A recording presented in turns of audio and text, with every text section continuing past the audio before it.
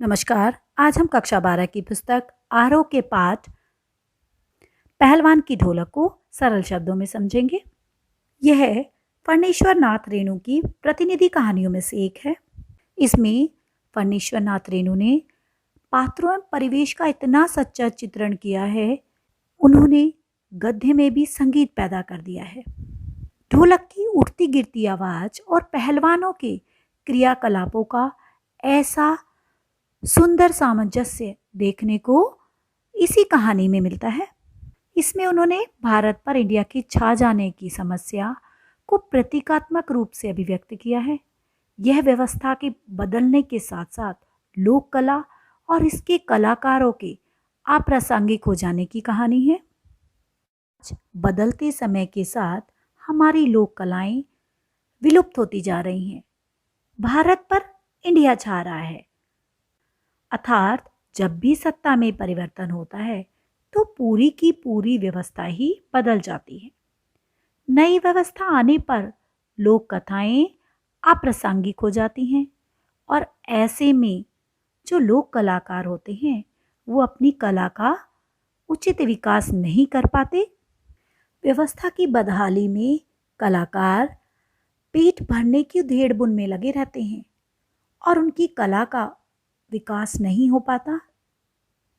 यह कहानी मनुष्यता की साधना और जीवन सौंदर्य के लिए लोक कलाओं को प्रासंगिक बनाए रखने में हमारी क्या भूमिका हो सकती है, यह प्रश्न हमारे सामने प्रस्तुत करती है। कहानी का आरंभ एक गांव से होता है। उस गांव में हैजा और मलेरिया बुरी तरह से फैला हुआ है। वहां रात का अंधकार और भयानक सन्नाटा फैला हुआ है। आकाश में तारे चमक रहे थे। इसके अतिरिक्त वहां और कोई प्रकाश का नाम नहीं था। अमावस्या की रात थी तो इस कारण चारों तरफ अंधेरा ही अंधेरा था। बिल्कुल शांति छाई हुई थी, कोई शोर नहीं था। जंगल में सिर्फ गीदड़ और उल्लुओं की डरावनी आवाजें आती थीं और वो भी कभी कभी, और ऐसा लगता था जैसे कि वो आवाजें ही रात्रि के सन्नाटे को कभी कभी भंग कर देती थीं। झोपड़ियों में पड़े हुए मरीज हे राम हे भगवान की पुकार लगा रहे थे और बच्चे बीमारी से अशक्त हो गए थे और इस कारण उनके निर्बल कंठों से माँ शब्द भी बहुत मुश्किल से निकल रहा था। कुत्ते भी सर्दी के कारण राख की ढेरी पर शरीर को सिकोड़ कर कि समेट कर पड़े हुए थे और जब वे रोते थे तो वातावरण में और दहशत फैल जाती थी, क्योंकि कुत्तों को परिस्थितियों को समझने की एक विशेष बुद्धि होती है। में फैली हुई इस बीमारी के कारण जो दिन पर दिन लोग मरते जा रहे थे, उनके कारण कुत्तों को ये एहसास हो गया था कि अब यहाँ पर मौत नाच रही है और इस कारण वो जब सारे मिलकर रोते थे तो वातावरण में और अधिक दहशत फैल जाती थी। चारों तरफ मौत का ऐसा तांडव था कि लगता था कि अंधेरी रात भी चुपचाप आंसू बहा रही है और आकाश में तारे भी महामारी से पीड़ित लोगों की दुर्दशा पर भावुक हो रहे थे और ऐसा लगता था कि एक तारा आकाश से टूटकर जैसे पृथ्वी की ओर दौड़ रहा हो। वह वहां जाकर पृथ्वी पर जाकर सबको सांत्वना देना चाहता था, उनके दुख को बांटना चाहता था, लेकिन आकाश से पृथ्वी की दूरी इतनी अधिक थी कि वह अपने उस प्रकाश को, अपनी उस शक्ति को रास्ते में ही खो देता है। अर्थात यहाँ मौत का इतना भयंकर तांडव था कि प्रकृति भी आंसू बहा रही थी। किसी में इतनी शक्ति नहीं थी कि कोई किसी को सांत्वना दे सके, उनके दुखों को बांट सके। और रात्रि के इस भयावह वातावरण में सिर्फ एक लुट्ठन पहलवान की ढोलक निरंतर बजती रहती थी। दिन हो या रात ढोलक की आवाज चढ़दा गिड़दा थर्थ आजा भिड़ जा आजा, बीच बीच में चटाक चटधा यानी उठाकर पटक दे की आवाज आती रहती थी। यह आवाज गांव वालों में एक संजीवनी शक्ति भरती थी। मौत से डरे हुए इस गांव में ऐसा लगता था जैसे कि यह ढोलक की आवाज ही मौत को टक्कर दे रही हो। कहानी के अगले भाग में लेखक लुट्टन के बचपन के बारे में बताता है कि लुट्टन जब 9 वर्ष का ही था तभी वह अनाथ हो गया था। उसके माता पिता की मृत्यु हो गई थी, लेकिन सिर्फ एक अच्छी बात यह थी कि उस समय शादियां जल्दी हो जाया करती थीं, तो लुट्टन की शादी उसके बचपन में ही हो गई थी। उसका पालन पोषण उसके माता पिता के बाद उसकी सास ने किया और बचपन में वह अपनी सास के साथ गायें चराता और दूध घी पीकर कसरत किया करता था। गांव वाले उसकी सास को दुख दिया करते थे, उसे तकलीफ दिया करते थे और लुट्टन के मन में गांव वालों से अपनी सास की उन तकलीफों का बदला लेने की आकांक्षा थी और इसी आकांक्षा ने, इसी इच्छा ने उसे पहलवान बना दिया। अब वह कुश्ती लड़ने लगा था। लेखक बताता है कि लुट्टन कहा करता था कि लुट्टन सिंह पहलवान को होल इंडिया भर के लोग जानते हैं, किंतु शायद होल इंडिया की सीमा उसके उस जिले की सीमा के बराबर ही हो, अर्थात उसके गांव भर के, उसके जिले भर के लोग ही उसे जानते थे। एक बार लुट्टन शामनगर में होने वाली कुश्ती के दंगल को देखने के लिए गया और इस घटना ने उस पहलवान के जीवन की दशा ही बदल दी। दंगल में पंजाब से अपने गुरु पहलवान बादल सिंह के साथ चांद सिंह नाम का एक पहलवान भी आया हुआ था। उसने अपनी उम्र के सभी पहलवानों को हराकर शेर के बच्चे की उपाधि प्राप्त की थी। उससे लड़ने की हिम्मत किसी पहलवान की भी नहीं थी। वहां उपस्थित पहलवानों में से कोई भी उससे लड़ना नहीं चाहता था, सब उससे डर रहे थे और वह अजीब अजीब तरह की आवाजें निकालता वहां अखाड़े में अपनी लंगोट को घुमाकर अपने अपराजित होने की घोषणा कर रहा था कि मुझे कोई नहीं हरा सकता है। रामनगर के राजा कला प्रेमी थे, उन्हें अपने दरबार में पहलवान को रखना था, तो उन्होंने चांद सिंह की पहलवानी को देखकर कि वो इतना अपराजित है, इतना अच्छा पहलवान है, उसे अपने दरबार में रखने के बारे में सोच लिया था। तभी लुट्टन ने चांद सिंह को चुनौती दे दी। दर्शकों ने समझा कि लुट्टन पागल हो गया है, क्योंकि लुट्टन और चांद सिंह की शारीरिक ताकत में, शारीरिक बल में बहुत अंतर था। अब जैसे ही कुश्ती आरंभ हुई, चांद सिंह बाज की तरह लुट्टन पर टूट पड़ा। राजा साहब ने बीच में ही कुश्ती रुकवाई और लुट्टन को समझाया और उसे कहा कि तुम कुश्ती से हट जाओ, लेकिन लुट्टन नहीं माना। उसने राजा से लड़ने की इजाज़त मांगी कि मुझे ये पहलवानी, ये कुश्ती लड़ने दी जाए। लुट्टन को मैनेजर से लेकर सिपाहियों तक ने, सभी ने समझाया, किंतु लुट्टन ने उनकी बात नहीं मानी और उसने राजा से कहा कि यदि आप मुझे आज्ञा नहीं देंगे तो मैं यहीं पत्थर पर सिर पटक कर मर जाऊंगा।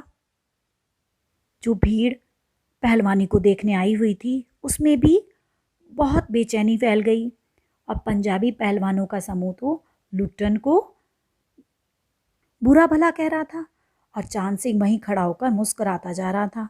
कुछ लोग चाहते थे कि लुट्टन को लड़ने की अनुमति दे दी जाए और लुट्टन की जिद के कारण राजा को विवश होकर उसे कुश्ती लड़ने की आज्ञा देनी पड़ी। अब बाजे बजने लगे। जब कुश्ती आरंभ हुई तो चांद सिंह ने लुट्टन को कसकर दबा लिया और वह गर्दन पर कोहनी डालकर उसे चित करने की कोशिश करने लगा।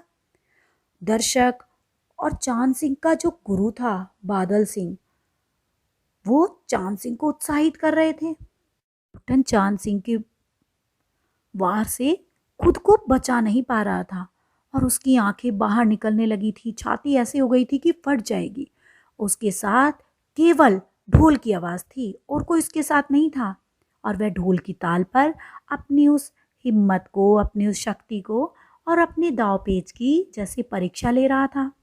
जैसे ही ढोल ने धाक धिन्ना तिरकिट तिन्ना की आवाज़ दोहराई, लुट्टन ने ढोल के बजने पर धाक धिन्ना तिरकिट तिन्ना की आवाज सुनकर लुट्टन को लगा कि जैसे ढोल उसे कह रहा है, दाव काट बाहर हो जा। जिसे सुनकर उसमें हिम्मत आ गई और उसने नीचे से निकलकर चांद सिंह की गर्दन दबा ली और ढोल के चटाकधा को सुनकर लुट्टन ने चांद सिंह को जमीन पर दे मारा। ढोल को अपना गुरु मानकर, उसके निर्देशों को समझकर वह कुश्ती लड़ने लगा और उस कुश्ती को जीत गया। कुश्ती जीतने के बाद लुट्टन ने श्रद्धापूर्वक ढोल को अपना गुरु मानकर उसको प्रणाम किया और राजा साहब को अपनी गोद में उठा लिया। राजा साहब ने लुट्टन की वीरता से प्रभावित होकर उसे शाबाशी दी और उसे अपने दरबार में राज पहलवान रख लिया। पंजाबी पहलवान चांद सिंह के आंसू पोंछ रहे थे क्योंकि हारने के कारण वह दुखी था। वहीं दूसरी ओर राज पंडित और क्षत्रिय मैनेजर दबी जबान से लुट्टन को दरबार में रखे जाने का विरोध कर रहे थे।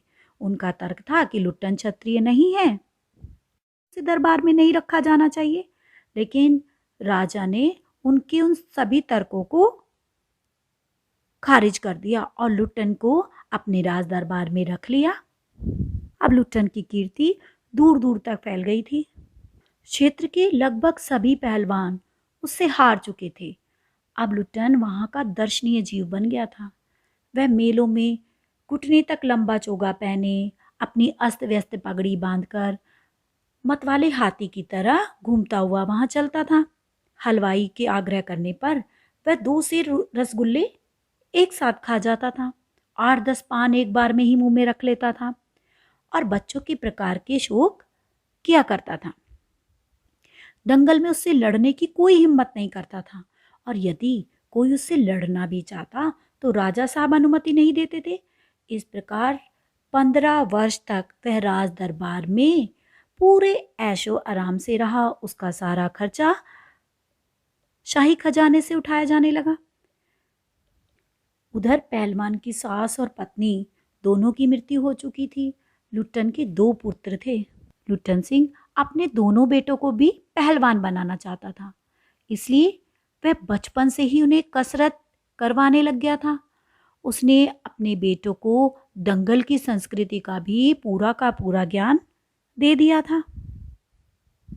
राजा ने भी दोनों लड़कों को राज दरबार के भावी पहलवान घोषित कर दिया था। अब उन तीनों का भरण पोषण राज दरबार से ही हो रहा था।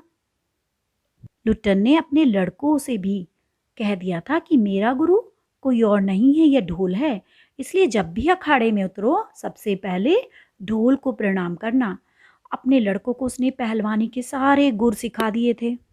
लेकिन अचानक राजा की मृत्यु से लुट्टन के जीवन में फिर से परिवर्तन आ गया। मृत्यु के बाद नए राजकुमार ने विलायत से लौटकर राज्य का काम अपने हाथों में ले लिया। राज्य की गद्दी संभालते ही उस नए राजा ने अनेक परिवर्तन कर दिए।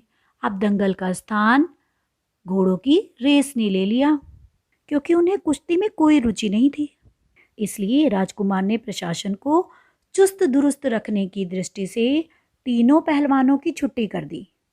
अब तीनों बाप बेटे अपने ढोल को कंधे पर रखकर अपने गांव लौट आए। गांव वालों ने उनके लिए एक झोपड़ी बना दी, जहां वे गांव के नौजवान और वहां के ग्वालों को कुश्ती सिखाने लगे। अब उनके खाने पीने की खर्च की जिम्मेदारी गांव वालों ने ले ली, किंतु गांव वाले उस व्यवस्था को अधिक दिनों तक नहीं चला सके। गांव के किसान और खेतीहर मजदूर भला क्या कुश्ती सीखते? उनके पास तो वैसे ही खाने के लाले पड़े हुए थे, तो वो कुश्ती कैसे सीखते? इसलिए अब लुट्टन के पास कुश्ती सिखाने के लिए सिर्फ अपने ही पुत्र बचे थे। दोनों लड़के दिन भर मजदूरी करके जो कुछ भी लाते उसी में उनकी गुजर होती रही। लेकिन तभी गांव पर एक वज्रपात हुआ, अर्थात गांव पर एक भयानक संकट आया।